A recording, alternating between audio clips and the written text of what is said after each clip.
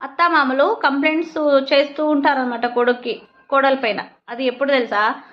అత్తగారింటి నుంచి అమ్మగారింటికి వెళ్తూ ఉంటదనమాట. ఒక దినమో లేదో సాయంత్రం చేద్దాంలే అనేసి ఫ్రీగా అనేసి అనుకుంటది ఫోను.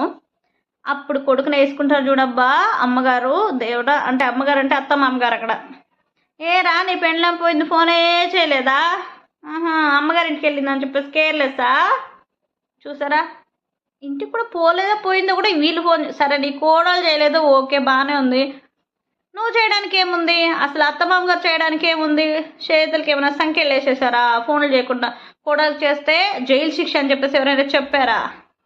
కూతుర్లకే చేయాలా ఫోన్లు, కోడళ్ళకి చేయకూడదా? ఏం వాళ్ళు బిడ్డలు కాదా?